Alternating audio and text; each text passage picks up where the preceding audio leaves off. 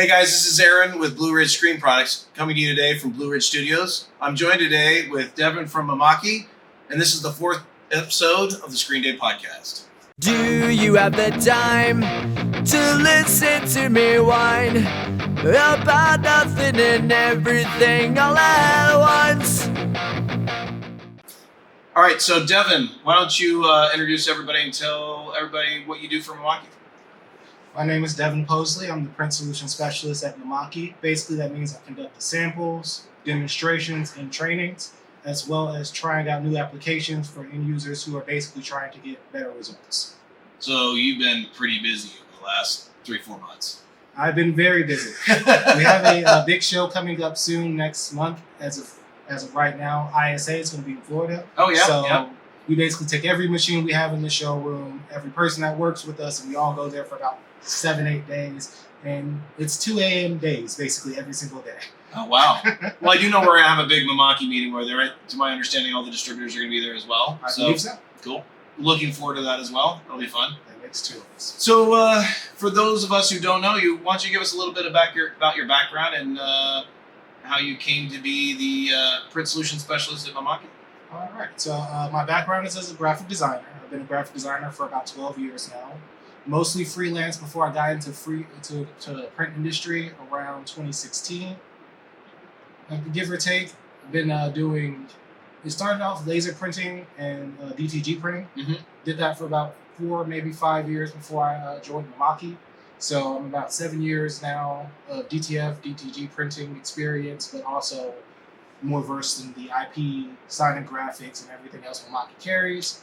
But I mainly still focus on DTF printing and photography as well outside of Mimaki. Okay, well, I'm sure our listeners are probably interested in is DTF, because seems that most of our listeners are screen printers. So, I guess, so why did, if you were in the DTG market, why did Mimaki finally decide to enter into the DTF market? So this has been something that has been asked for from Mimaki for a little while now. We've been basically putting the parameters in place, I'd like to put it. So we made sure that the ink, we created a PHT50, which is a pigment heat transfer. Pigment heat transfer ink, which is now certified. Oh, so that's what PHT stands for. Yeah. Got it. Okay. And we also created technologies, or really enhanced our technologies we were already using. Nozzle check unit, nozzle replacement system. Because in this market, we noticed white ink specifically had a problem with clogging as it sat. So we wanted to make sure we wouldn't run into the same obstacles that other industries or other people in the industry are running into. So we wanted to make sure all of that was laid out and taken care of before we entered, but now we are confidently using the TXF 300. We do have the TXF 150 as well, comparable machines, but the TXF 300 is going to be about 3 times the print speed because of the extra print head.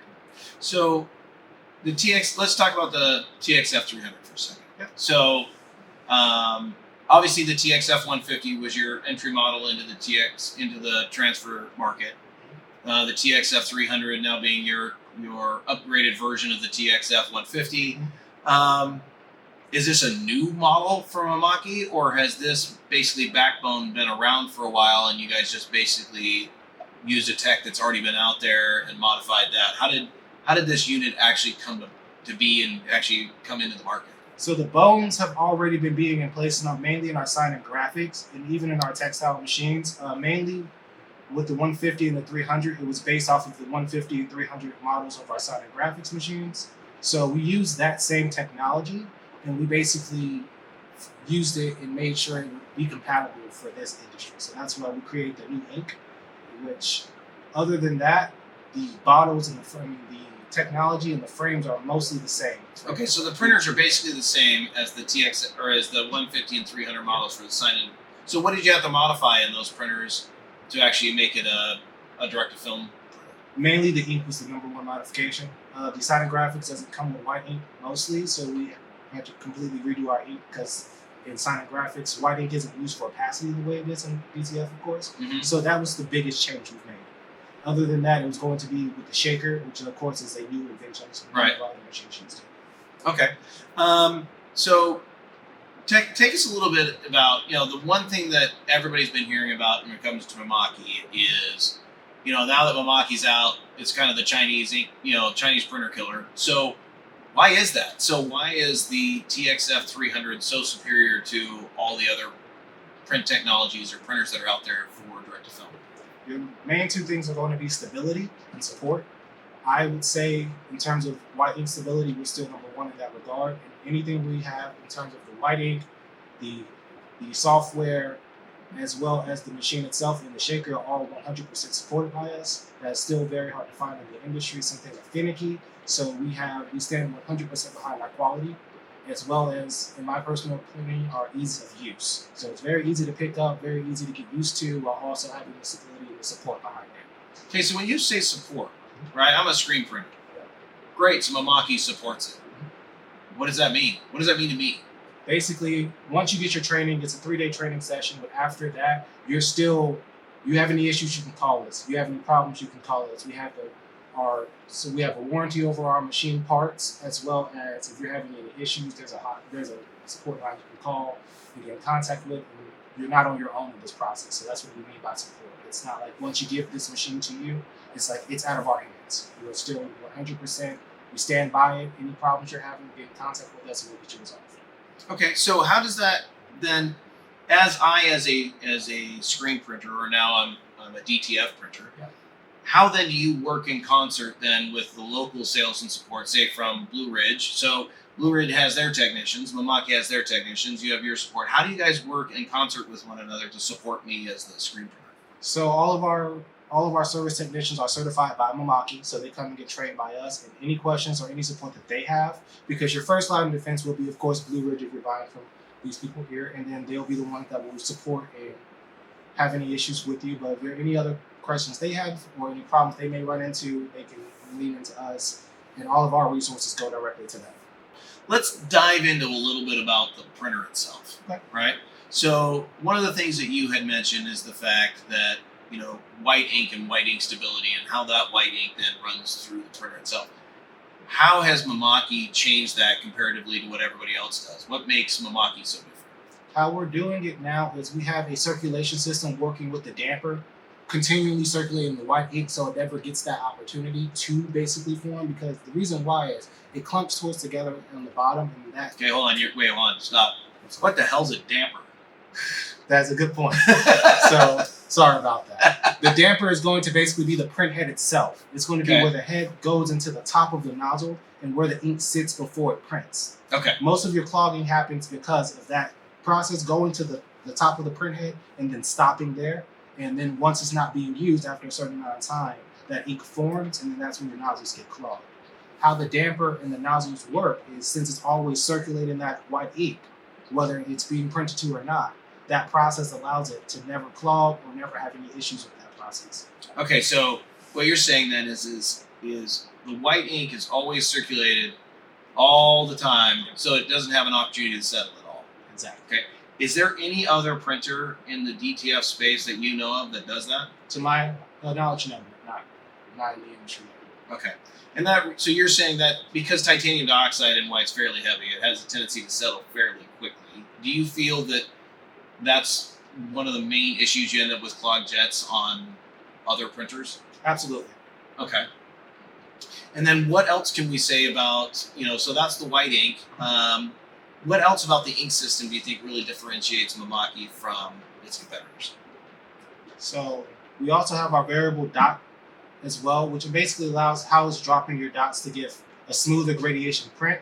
We also have MAPS, which is Mimaki Advanced Pass System, which with the way this prints is instead of printing line by line, it kind of gradiates up and then trickles back out, making a smoother print, which reduces banding. So a few of these technologies here is what gives us, in my opinion, a higher quality as well as a great print and separates Mimaki from the industry. So, one of the things that I've heard from Mimaki is, one of the issues that I think everyone's had with the Chinese units is banding, clogged jets. What has Mimaki done in regards to their tech to help tackle that situation? So we have a technology called a nozzle check unit and nozzle replacement system. Basically what this does is periodically as you're printing, it will disperse each one of the nozzles to make sure that they're all firing. This is an automatic process, so nothing you're doing is going to change this process. Once it checks, it'll see if everything's going. Let's just say you have all of your nozzles firing. it will immediately go back to printing. Nothing else you have to do. The job continues. Let's say you're missing a single nozzle. What it will do is it will do a nozzle cleaning, and then it will once again test those same nozzles. Everything is fine. It will go back to printing. If it fails again, it will do one more cleaning, try it again. And if it does fail one more time, it will do automatically a nozzle replacement, so that nozzle gets replaced. So this stops you from having to do more super quality checks, and it stops most of the banding. So, because it's going to already make sure all of your nozzles are printing. So what do you mean by nozzle replacement? Is it like a guy off the bench coming in, or? Yes, basically an automated way of your guy coming off the bench. You get subbed out, he comes in, you're good to go. All right, cool. It's an easy way to understand that. So, one of the other things I think a big difference too is, I believe that the Mimaki prints 32 inches rather than 24 inches. You have the option of both. So if I'm printing through 32 inches, what does that mean for me as a screen printer? What does that do for me? So now you're able to get multiple front plates up on your printer at one. You can print up to 3 at a time here. So that just gives you more quality. Not more quality, more print room to give you higher returns on your print. Okay. So instead of doing 6, that gets you up to the 66 shirts an hour basically. Okay. So if I'm doing 66 shirts an hour, right? I'm assuming if I have a 24-inch printer, like let's say I have a Chinese 24-inch printer, that prints linearly quicker than that, right? Then by adding 32 inches, does that mean the number of shirts I can print is fairly equivalent because now I'm printing wider than I am longer? Exactly. Okay. So now since you have the extra 12 inches of space there, basically, it keeps you up at the same speed that you would get on the other printers there. Okay, that makes a lot of sense. Okay, cool. So what other advancements have Mimaki made in the DTF side? I think there was something in regards to the shaker. So how does the shaker different than the other ones that are on the market? So the way our shaker, we just recently made a few different changes to the shaker we're using as well. Now, instead of having to feed the film all the way through the shaker to get it going, which of course was wasting a lot of film in that process, we added vacuum fans to now, once you started feeding into the film, it can put the vacuum fans there. So that saves almost 1.5 feet, 2 feet of material that was once needed to start the shaker. Other than that, the shaker is a completely automated process. You have your choice between automatic or manual, but in the automated process, it's able to feed, drop the powder, cure, as well as wind itself up onto the next take up and you're ready to go. So once you just get it going, you press the button, that's all you have to do is make sure you press it again once the print is done. It's a completely automated process, and to me, it makes it 100% the easiest machine to run that we have. Wow. So if you're running that shaker, I see a lot of shakers out on the market that have these external fumigating systems that actually have some sort of a pipe that goes over the exhaust port.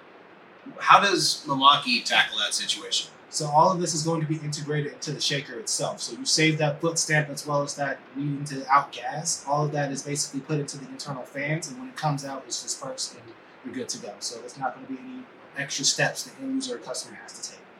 Okay, so I think we're all familiar with, either the horror stories and or just the amount of work it takes to keep a Chinese unit working. Really, where do you think, Mimaki's placing itself? Is it going more after I want my printer to work more like a desktop printer? Or, is that really what we're trying to achieve here? Is that I don't actually have to sit here and watch over the printer the whole time? Absolutely. The number one thing we're trying to make is ease of use and automation.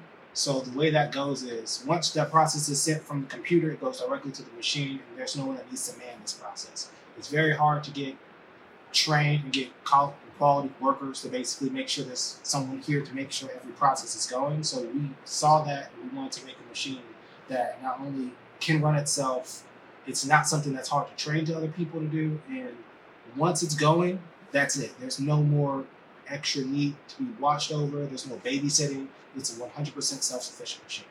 Okay, here's the big question I get all the time. Of course. I want to go on vacation. Unfortunately, I have a DTF printer.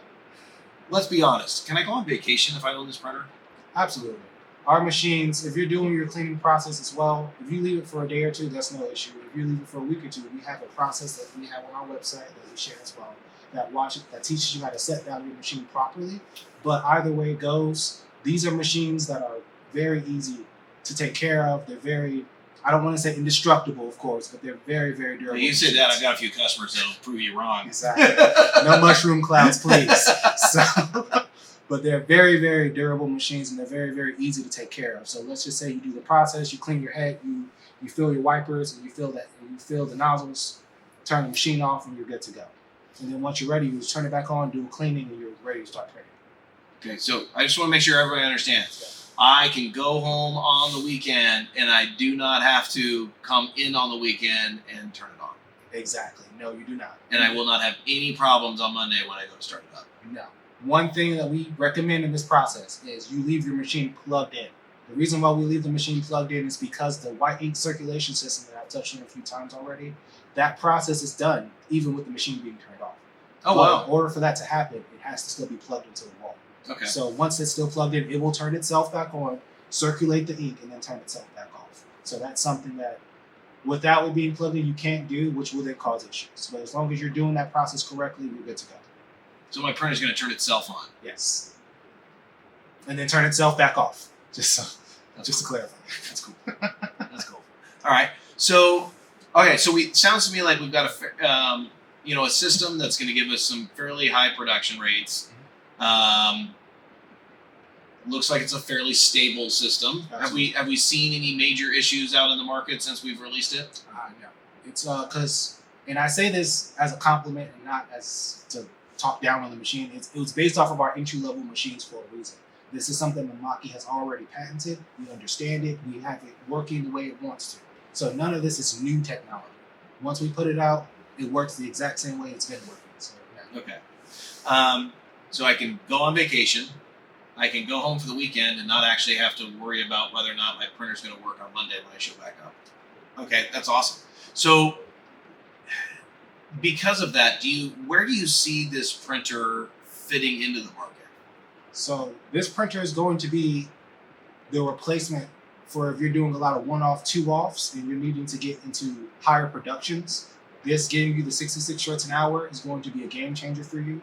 Or if, let's just say, you're doing a lot of screen printing, but you don't have the demand to do as many shirts as you want to. This is going to give you another market in which you're able to print and make, and of course, turn around a high-quality product that's going to cost a little bit less than if you weren't doing the larger run that you would have. Okay. What is the availability of these units? That question, I think we are about a month or two behind on back order, but once you're placing them, it ships as it comes. So it's still very in high demand right now. It's hard to get your hands on one. It's kind of like a Yeti. You see one every now and then. No, that's awesome. So obviously there's a bit of demand for the units. Absolutely, a very high demand, which is a great problem to have, honestly. But the reason why we do it this way is so the units that we do have in the market, we're not just oversaturating. We're letting them sit in the market. We're watching how they perform, and we're making changes on that to see how we need to do the next wave. So we're kind of doing it that way instead of just putting everything out the moment we get it. No, I actually think that's really smart, especially when it comes to the consumable end. Absolutely. Even I, as the sole distributor for Mimaki for the TXF product for the South, I think from my point of view, being able to ensure that I have continuity of supply, I think is very important. So making sure we have enough ink in stock, making sure Mimaki is making enough ink for all the units that they have out there, ensuring that we have the films, the powders, all the other products that go along with it. I think wouldn't necessarily call it slow rolling, but I would call it strategically rolling out the product, I think is very smart. This gives better control over how we're doing this, and if we see any issues pop up, we can fix them before having the entire thing catch fire. So we're just making sure we keep the control as we go along this process. No, it's very smart. Very smart. So you guys run a contest yet on like who can produce the most DTFs in an hour? Because that'd be kind of cool. We do it all the time. I mean, let's be honest. What kind of cool stuff do you do in the demo room? I'm like, honestly, what happens when the lights turn off in the demo room? Like, do you guys get in there and do some really cool stuff? Yes, it's a lot of stuff that isn't cleared by Mimaki. But it's honestly one of the funnest jobs ever. It's like a kid in a candy store because this is the DTF market, but we have IP machines, which is industrial printing machines, our flatbeds. We have sign and graphic machines, which are roll-to-roll machines. We have other textile machines and 3D machines. So you go into our showroom, there's no way of knowing what you're going to see today. You have a 3D machine? We have 3D machines, full color 3D machines. I got to see that next time I go down there because I didn't see that. That was cool. So yeah, it's in the corner. Really? Yes. Yeah, cool. So, and we have one that's really big. It's a 10-foot by 12-foot or something of that sort that we do for large car wrapping and large printing as well. So it's so much cool stuff that we can do. But with the DTF printing, my thing is I'm just excited to see how the market itself performs with this event because this is something I felt would do well, and I was excited before it launched, and as it launched, just to see the positive reception it's gotten, it's very great to see.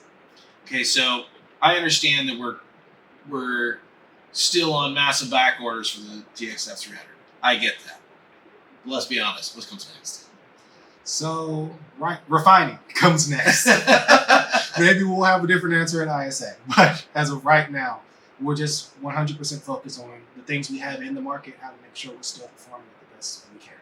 Well, that's awesome. There's, as it stands right now, there is no TXF 705 or something. We're focused on the 300. We're just making sure the quality is there. We're answering questions on the shakers, and we're providing training as it pops up. Oh, that's awesome. So, it sounds to me like you guys pretty much have it dialed in. Absolutely. At least we try. That's awesome. Well, I will say thanks, Devon, for coming by. It's been awesome chatting with you. And I would say if any of you guys have any questions, you can obviously always reach out to me here at Blue Ridge. But again, thanks for watching, and we'll see you guys next time. Do you have the time to listen to me whine about nothing and everything all at once? I am one of those melodramatic fools.